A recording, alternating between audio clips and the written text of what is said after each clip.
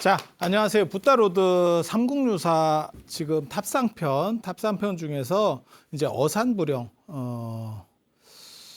만어사와 관련된 이야기 해드리도록 하겠습니다. 이 어산부령 같은 데는 그런 거는 참 재밌어. 내용상으로는 그거예요. 만어산, 물고기가 가득한 산이 있대.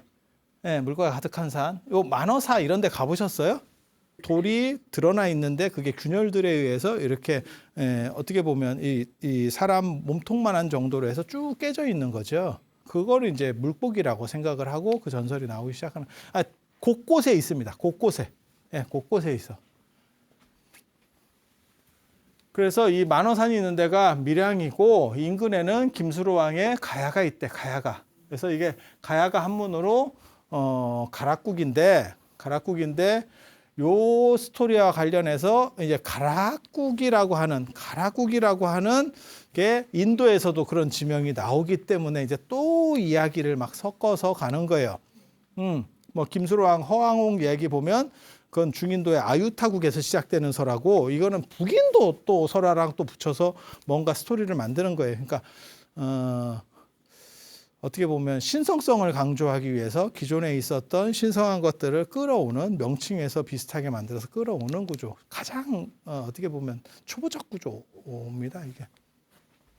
그래서 김수로 왕이 나라를 다스릴 때 옛날 얘기다. 2000년 전 얘기를 하는 거예요.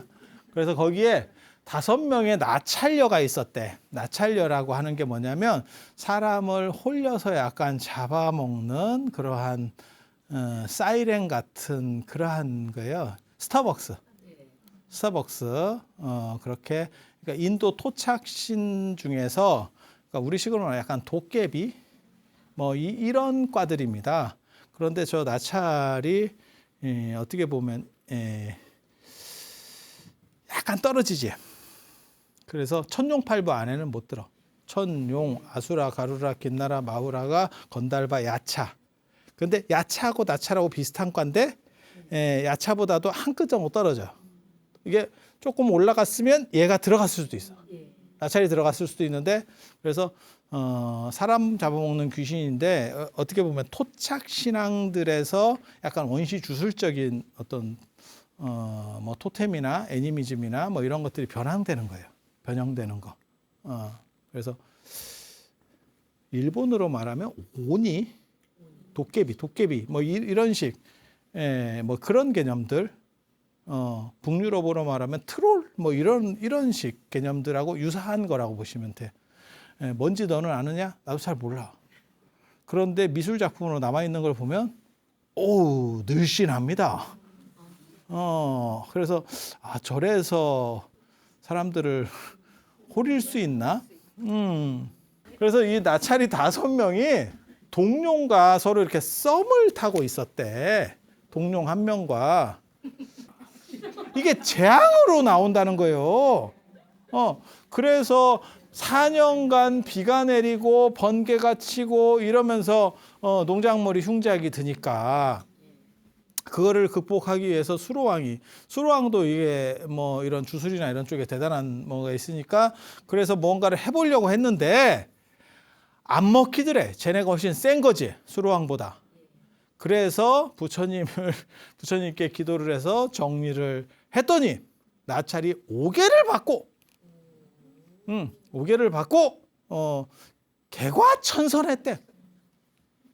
5개라는 게 살도운망주잖아.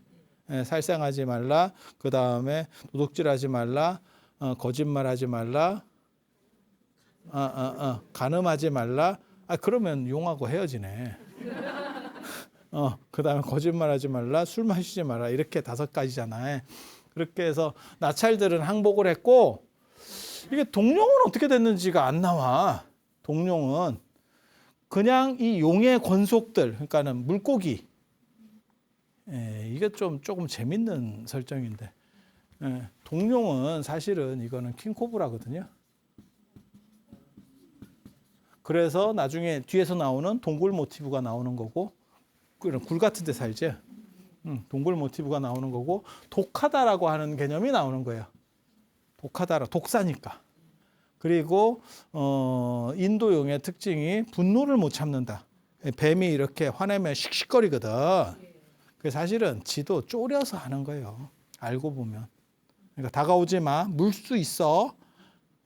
예전에 타짜 영화에 보면 쏠 수 있어. 김혜수가 이렇게 얘기하는 거랑 똑같지. 그게 엔간하면 하지 마라는 뜻이지. 진짜 그렇게 하는 건 아니에요. 왜냐하면 뱀들은 인간을 먹을 수가 없기 때문에 그거 물어봐야 독만 낭비하는 거예요.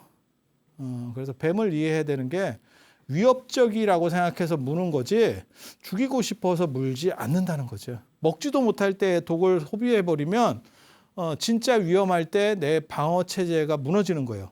내 방어력이. 내 공격 무기인데 한꺼번에 써버리니까. 그래서 이렇게 되는 거고 요게 이제 어떻게 보면 물의 신 같은 역할을 해요. 그리고 이게 나중에 동아시아로 넘어와서는 물고기의 리더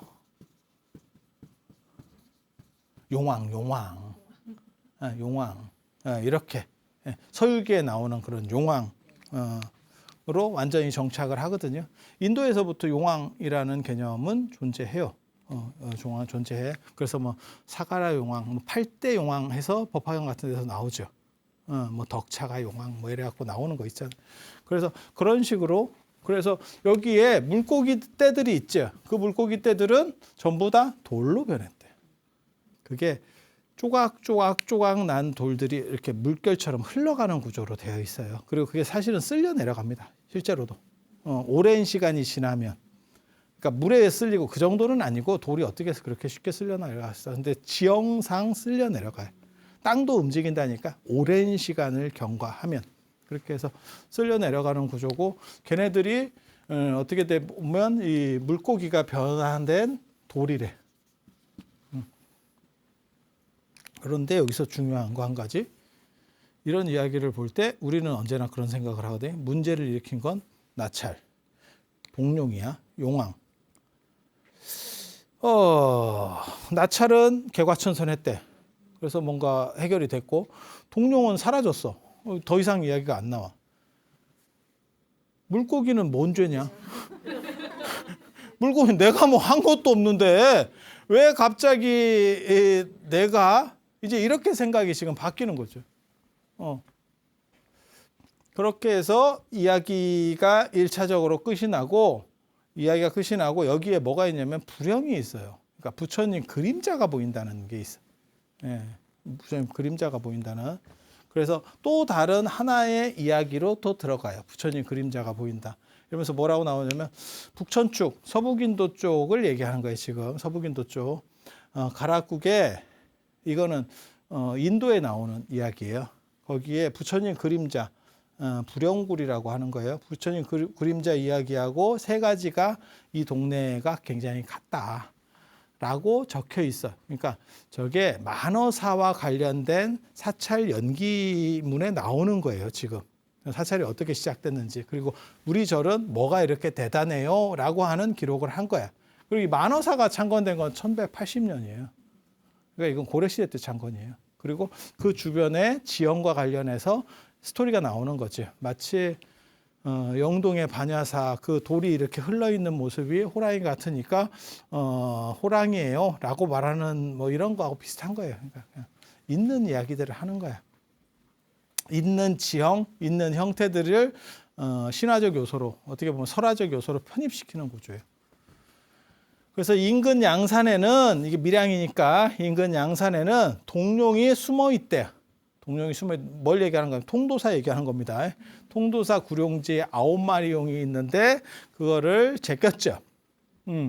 9마리들을 어떻게 해결했느냐? 자장율사가 어떻게 해결했다고 나오느냐? 5마리는 오룡동으로 쫓아내고 그 다음에 삼곡동으로 또 3마리를 쫓아내고 한 마리는 항복받아 가지고 거기 그 구룡지에 아직도 있다는 거예요. 이렇게 그래서 용산다는 이야기도 여기도 존재한다. 그게 인도에만 있는 게 아니다.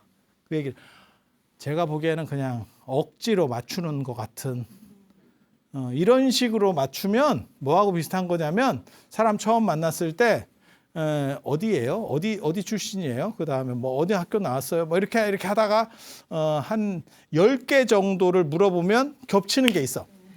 아유, 우리가 보통 인연이 아니네. 그런 느낌이야. 그런 느낌. 딱 그런 느낌.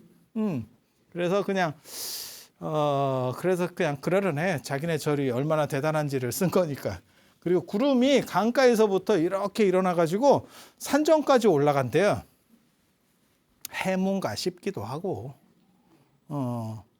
근데 강물이 사실 저렇게 올라가는 거는 제가 못 봐서, 바닷가 절 같은 경우는 이게 밀고 올라오는 게 보이죠. 쫙 올라오죠. 야, 이게 뭔가 싶을 정도로 저도 그런 절들에서 조금 이렇게 구경을 했었던 적이 있거든요. 자고 나니까 뭐 이렇게 차고 올라와요. 근데 올라오는 게 보이더라니까. 이렇게 쫙 밀고 올라와. 저게 뭔가, 근데 거기서 음악 소리가 난대. 음악 소리가 난대. 안개 속에서 음악 소리가 날까? 뭘로 해석해야 될까? 모르겠어. 모르겠어. 근데 저런 이야기들이 있어요. 근데 만약에 만화사하고 연결해서 하면, 그냥 만화사랑 연결해서 스토리를 구성을 한다면, 저는 어떻게 해석할 수 있냐면, 저 돌들이 이렇게 쪼개져 있거든요. 이렇게 얼기설기. 거기에 습기가 붙고 바람이 불면 소리가 납니다. 소리가 울립니다. 그리고 이게 이제 이 돌들이 조금 우는 돌이거든. 좀 있으면 나올 거예요. 그래서 그거 두드리면 이렇게 뭐 쇳소리 나고 이런 거 TV나 이런 데서 못 보셨어요? 두드리면 이렇게 쇳소리 나고 뭐 이런 거 지금 그런 거예요. 그래서 부처님이 이렇게 부처님 그림자가에 나오는 그 서북 쪽에는 또 뭐가 있냐면 반석이 있대. 조금만 이렇게 큰 이렇게 돌이 있대. 예. 그게 인도에 있는 부처님께서 가사를 빨던 그 돌하고 같은 돌. 이게 난 뭔지 모르겠는데 이게 아무리 뭐 이렇게 쉴드를 쳐주려고 해도 쉽지 않아. 근데 인도에는 저런 이야기들이 있어요. 가사빤 돌 이야기. 예. 그래서 그 돌이 뭘 의미하는 거냐면 설정이 약간 달라서 그래요. 인도에는 저런 이야기들이 많이 있는데 그거는 빨래하는 방식 차이 때문에 나타나는 거예요. 우리는 어떤 식으로 빨래를 하냐면 옛날 방식이에요. 옛날 방식. 내 옷을 빨아야 돼. 모든 꼬맨 곳을 다 해체합니다. 그리고 그거를 빨래터에 가서 우리도 빨래판 같은 거 있죠. 돌이든 뭐 빨래판이든 그런 게 있어. 그러면 그 위에서 이렇게 하죠. 이렇게 하고 그 다음에 방망이로 두드리고. 인도는 옷 자체가 이렇게 되어 있죠. 그렇게 해서 둘둘 마는 거죠. 그래서 옷 자체를 말아서 돌에다가 두드리는 방식을 씁니다.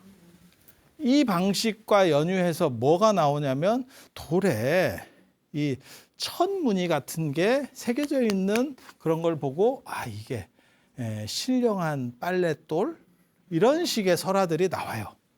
그러니까 저걸로 친다 그래서 돌이 패인다는 생각은 잘 안 해. 물론 뭐 수천 원 동안 치면 패이기도 하겠지. 근데 거기에 문양이 새겨질 수는 없는데 이제 신령한 이적이 있으면 문양이 새겨진다는 거지. 문양이 어떻게 새겨질까? 수석 생각하시면 됩니다. 수석. 그러니까 처음부터 그런 식의 돌들이 있어. 예, 그러면 이제 스토리를 만드는 사람들이 그렇게 쳐서 특히 이제 부처님이나 이런 분들이 치면 거기에 그 문양이 그대로 새겨진다. 이해가 됩니까? 그런 식 비슷한 이야기라고 보시면 돼. 그냥 어떻게 보면 그냥 설화해요. 천주교로 얘기하면 토리노의 수위 이런 거랑 비슷한 거지. 예수를 감쌌던 마사포라고 생각을 하고 끊임없이 그 성당에서 약을 팔았지. 그런데 탄소연대 검증을 해보니까 중세 거지. 중세에 어떤 놈이 만들었지. 근데 그거 이렇게 사진 보면 진짜 그럴듯해요. 왜 그러면 그렇게 그럴듯할까? 정성 들여 만들었지. 청성들에 만들었지. 제가 문화재 하는 사람으로서 문화재도 마찬가지예요. 전문가도 모르는 만들어내는 방식도 있다니까. 진짜 이게 뭐야? 정성 들여서 만들면. 그래서 후진국 같은 데를 갔을 때 물건이 괜찮은데 싸잖아요. 그러면 사람들이 진품이 아니라고 생각하거든. 진품인 경우가 더 많습니다. 이유는 뭐냐면 가짜로 그 정도를 만들면 힘들어. 이게 단가가 많이 들어. 그러면 진품을 그렇게 싸게 어떻게 팔 수 있습니까? 파오잖아. 걔 파왔잖아 지금. 파오면 값이 싸죠. 걸리면 잡혀갈 수 있으니까 싸게라도 팔고 가야죠. 아니야, 상황이 그런 거예요.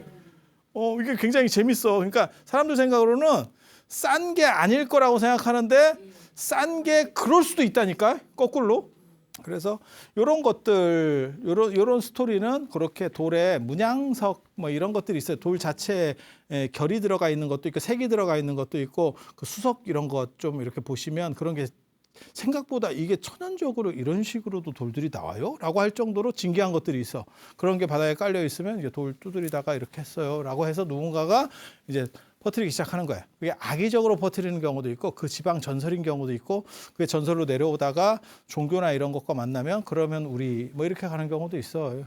그래서 토리노 수이 같은 경우는 좀 악의적으로 약간 악의적으로. 그래서 교황청 자체에서도 얘기했죠. 그거 아니에요. 이렇게 공식 발표까지 했어요. 공식 발표까지. 그래서 그런 정도 생각하시면 돼요. 그래서 이런 얘기가 있었어. 그런데 이련이 확인을 해보니까 이련이 확인했는지 안 그러면 딴 사람이 확인했는지 보니까 이런 거는 모르겠고 나 잘 모르겠고 두 가지는 확인이 가능하다 이렇게 써놨어. 저거는 그 절의 기록에 나오는 이야기고 내가 직접 가서 확인해 보니까 거기에 있는 이 돌들의 3분의 2가 금과 옥소리가 나더라. 두드려 보면 돌끼리 두드려요. 거기 가보면 이렇게 그럼 이게 띵띵띵 틱틱 소리가 나는 게 아니고 띵띵 소리가 나거든. 금 소리가 난 뭔지는 잘 모르겠어. 근데 금과 옥소리라고 하는 거는 맑은 소리라는 뜻이에요, 보통. 금끼리 부딪힌다고 뭐 대단한 소리가 나? 상식적으로 생각했을 때 뭐 대단한 소리가 날 것 같아? 그런데 이제 맑은 소리, 맑고 부드러운 소리라는 정도의 의미예요. 그 두드리는 거 이런 거 영상이나 이런 거 안 보셨어요? 안 그러면 가서 안 두드려 봐. 거기 어디 두드리면 소리 나는지 다 알아. 왜? 가보면 많이 두드린 데는 이렇게 허옇게 돼 있어. 사람들이 다 두드려 놨어. 그래서 저거는 이제 두 가지 이유 때문에 저런 현상이 나타나거든요. 돌의 경도가 강하면 이게 약간 금속성 소리가 나요. 우리도 그런 거 있잖아요. 도자기도 옹기예요. 예를 들어서 항아리예요. 그러면 두드리면 틱틱 소리가 나고 그 다음에 이게 도자기예요. 그러니까 도자기 이런 컵 말고 진짜 커피잔 같이 좀 얇게 해놓으면 이게 쇳소리 나죠. 유리나 이렇게 쇳소리 나죠. 그게 이제 어떻게 보면 경도 때문에 나타나는 현상이고 또 하나는 중간에 공간이 있는 돌들이 있어요.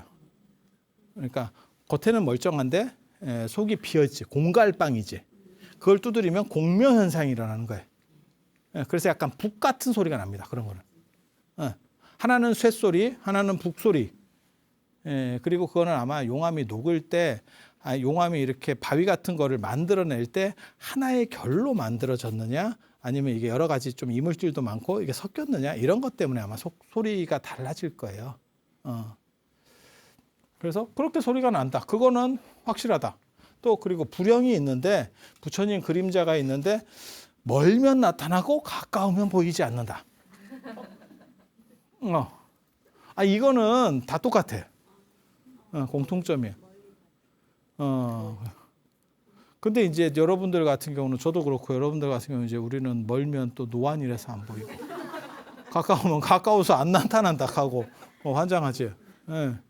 합리적으로만 보면 사람은 자기가 익숙한 형상으로 보려는 특징이 있어요. 그래서 물체들이 이렇게 조합을 이루었을 때 사람 형상 같은 걸 잘 찾아내.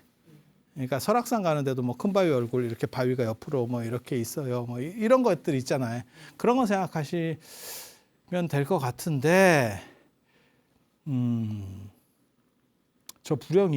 저도 저 부령이 어떤 부령을 얘기하는지 정확하게 잘 모르겠어요. 근데 부령 중에서 가장 유명한 거는 지금 현장 스님이 얘기하는 저 부령이에요. 저 부령. 지금 이제 앞으로 얘기할. 그리고 그 부령은 흥미롭게도 동굴 속에 있어. 동굴 속에 있으면 이게 빛의 각도나 이런 거하고는 좀 달라. 지금 상황 자체가 달라. 동굴 속에서 보인다는 얘기는 자체 발광을 해야 될 수 있다는 거고, 저도 부령굴에 가보긴 가봤어요. 저 부령굴, 아프가니스탄에 있는 저 부령굴에 간 거는 아니고 인도의 전정각산에 부령굴이 있어. 인도 가야산에 전정각산에 부령굴이 있거든. 거기에 보면 원래 스토리는 그래요. 부처님께서 깨달음을 얻으시려고 그 굴 안으로 들어갔어. 그런데 앉아서 이렇게 계시다가 여기가 아닌갑다. 이래서 이 산이 아닌갑다. 그래서 옮겨가. 그래서 전정각산에, 정각을 얻기 전에, 깨달음을 얻기 전에 간 산. 그래서 거기 잘 안 가거든요. 근데 제가 거기 부령굴 이야기가 너무 궁금해서 그 부령굴 보러 갔어. 저는 답사 리더니까 내가 짜기 나름이니까 이거 넣어주세요. 이러면 들어가거든. 그래서 갔어. 그래서 거기 이제 얼마 주면 가마 타고 가. 이렇게 양쪽으로 거는 가마가 있어. 대나무 같은 걸로 이렇게 양쪽으로 걸어서 이게 되게 재밌어. 중국 가마하고 달라. 중국 가마는 이 두 개를 양쪽 이렇게 걸고 가는 가마고 이거는 한쪽으로 거는 가마예요. 그래서 휘청휘청하는 게 재밌어. 가마 없어도 돼. 뭐 그렇게 위험한 거나 이런 거 아니야. 그냥 재미로 한번 타볼 만해. 재미로 한번 타볼 만해. 그래서 그렇게 하는데 그 부령굴 거기서 부처님께서 깨달으면 여기 아닌갑다 이렇게 해서 나가려고 하니까 그 안에 용이 살고 있었다는 거예요. 동룡. 그래서 가지 마시라고. 잠깐만 가지 마시라고. 여기에 계시라고. 이랬더니 부처님께서 그러면 내가 지금 가야 되니까 내 그림자를 남기겠다. 그래서 그림자를 벽에다가 탁 찍어줘. 그래서 그 용이 그 그림자를 보면서 이렇게 언제나 환희심에서 잘 살았다. 그게 그 전정각산 부령굴 스토리예요. 그걸 내가 보겠다. 도대체 이런 식의 스토리가 나오는 거는 굴에 무슨 무늬가 있거나 뭔가 분명히 있을 거다. 중국에 지금은 없어졌지만 예전에 가면 그 달마동 쪽에 그 달마석이 있어요. 그 돌에 달마가 새겨져 있다. 천연. 저는 그 돌 봤는데 달마 못 찾았고요.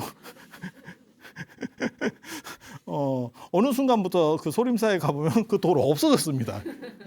누가 가갔나? 그 상당히 큰 돌인데 이만한 돌이었는데 그거 누가 움직일 수 없는데. 그래서 뭐 그런 게 있어. 그래서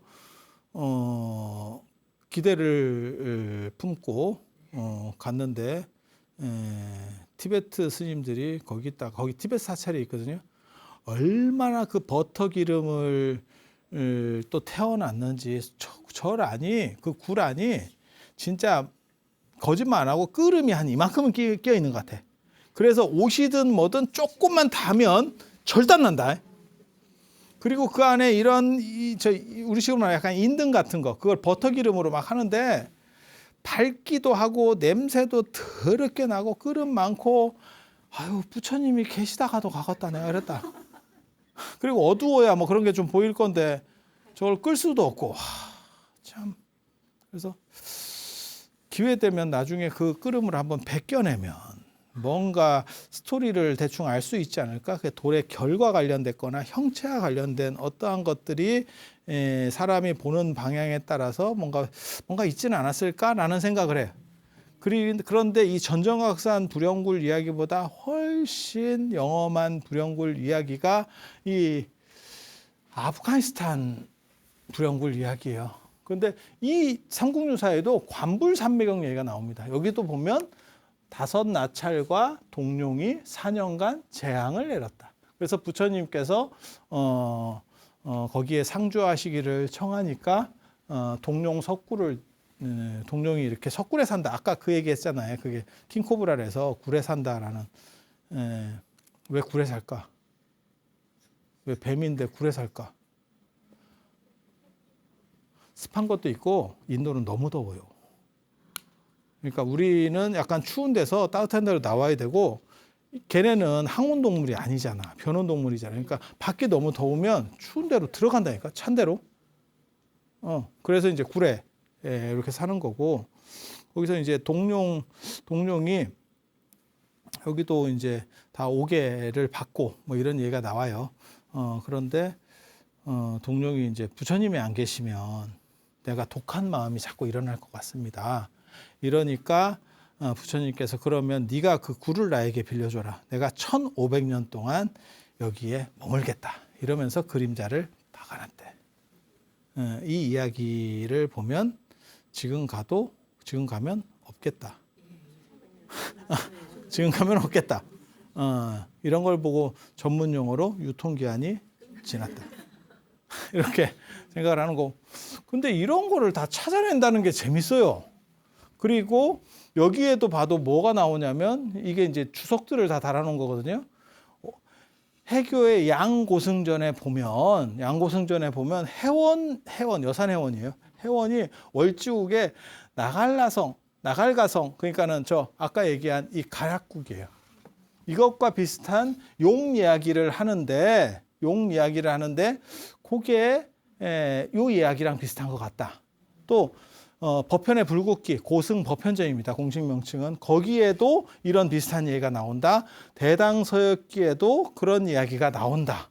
라는 이야기를 써. 그런데 자은전 얘기는 안 써. 아마 자은전은 안 봤던 모양이에요. 자은전은 내가 제 현장 선생님 전기예요. 그래서 이거 보면 대당서역기에는 뭐라고 나온다고 하냐면 목동이 유제품을 짜서 그러니까 젖을 짜서 임금에게 진상을 했는데 임금이 하루는 트집을 잡고 저 박았는가 봐. 그랬더니 목동이 내가 다음에 태어나서 너를 조지겠다. 이렇게 악심을 품고 자살했대요. 그래서 동룡으로 나중에 다시 태어나서 재앙을 내리고 뭐 이런 스토리 이야기가 나와요. 그리고 그거를 이제 나중에 풀어주는 게 부처님이 이제 그걸 다 풀어주고 그렇게 그림자를 남겨서 그 동룡이 진정하게 반려견 키울 때 기다려를 시전했다는 거죠. 기다려 이렇게 그렇게 해서 그 악심을 잠재우고 재앙을 풀어줬다. 라는 스토리고 제가 말하려는 이 자은전이 가장 핵심적인 내용이 나오는 구절이에요. 그런데 이련 스님과 그 그룹들은 이걸 못 찾았어. 그래서 우리 같은 사람이 이제 나 배운 사람이라니까. 아프가니스탄 서남 쪽에 등광성이라는 데가 있는데 거기에 보면 뭐가 나오냐면 거기에 불영굴 부처님이 나타난대. 그러니까 현장 스님이 구법 여행을 가다가 그 얘기를 들으니까 너무너무 보고 싶어. 근데 사람들이 뭐라고 얘기하냐면 거기에 산적이 나오기 때문에 중간에 산적이 출몰하기 때문에 가면 죽어요. 이렇게 얘기를 하는 거야. 그런데 나는 죽더라도 그게 부처님을 꼭 보고 싶습니다. 이렇게 해서 얘기하니까 노인이 그거를 그러면 내가 길을 좀 가르쳐 주겠다. 그리고 나중에 젊은 사람이 그 인도자로 가.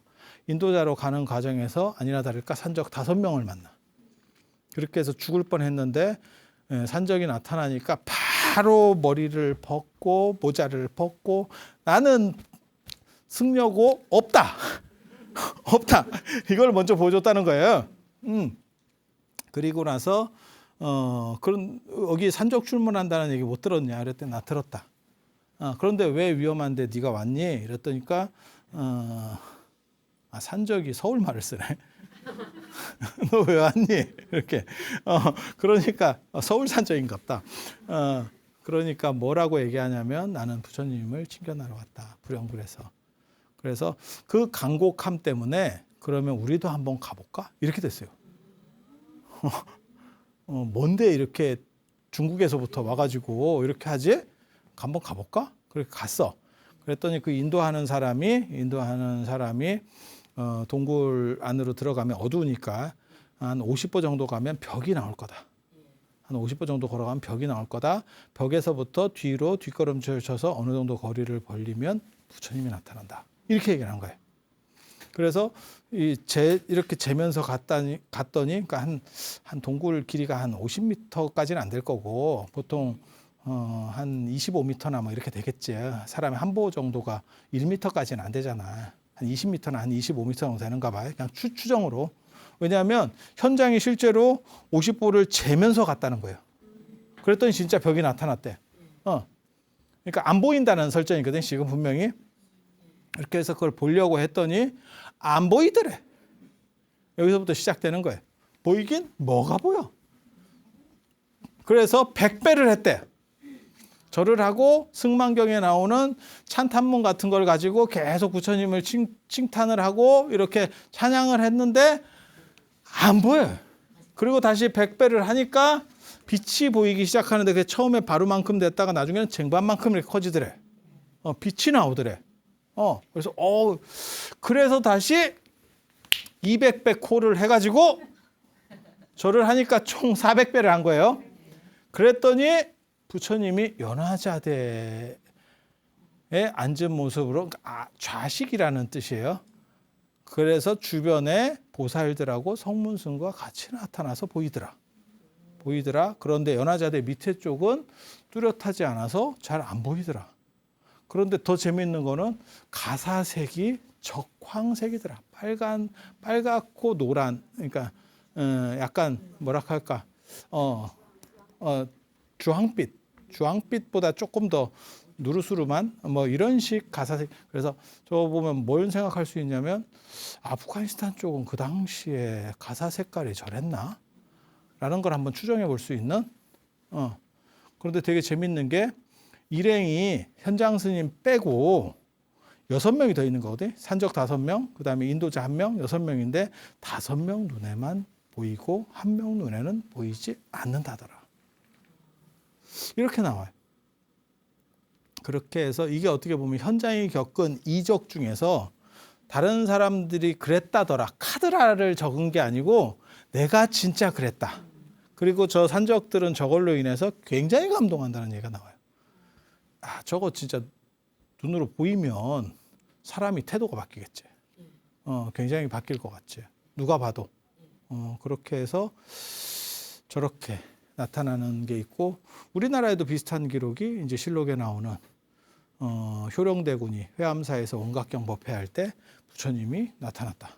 근데 그때는 빨간색 가사였다. 그런데 거기에 실록에 자세히 보면 뭐라고 나오냐면 그런데 효령대군 눈에만 보인다더라. 약간 또 그런가 뭐 이런 또 약간 또 뭐가 있어. 그런데 그 기도를 하니까 또 사리가 늘어났더라. 그리고 그 사리가 늘어난 거를 진짜 이렇게 해서 세조가 수양대군이 그러니까 세조가 왕이었어요.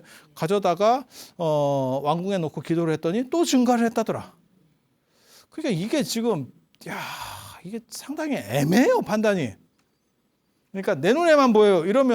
그러면 환자 이럴 수도 있거든. 그런데 현상적으로 이게 보여요. 뭐 늘어났어요. 그래서 진짜 이렇게 해서 왕궁으로 모셔가지고 그 당시에는 경복궁이었겠지. 예, 경복궁 불타기 전이니까 경복궁에 모셔가지고 이렇게 하니까 사리가 늘어났어. 그래서 그것 때문에 세상에 이런 일도 있구나. 그리고 그게 원각경 법회에서 시작된 거기 때문에 그래서 원각사를 창건했다. 파고다공원 원각사를 창건했다. 라는 얘기까지 나오니까 이게 참 진기한 이야기들이에요. 이게 막 섞여 있지. 현실과 어떠한 뭐 관념적인 것과 그래서 판단하기는 쉽지 않지만 참으로 진기한 이야기. 그리고 그러한 것들의 연결점들을 찾아가는 이야기. 그리고 자은전은 열심히 이런 스님이랑 다들 공부해서 열심히 다른 정거들을 찾았지만 자은전은 자은 스님이 얘기한다더라. 거기까지. 그래서 오늘은 비호감으로 마치는 걸로. 자, 오늘 이상 마치고 다음 시간에 대산 오만진신조 5대산과 관련된 이야기 해드릴 수 있도록 하겠습니다. 자, 들어서 감사합니다.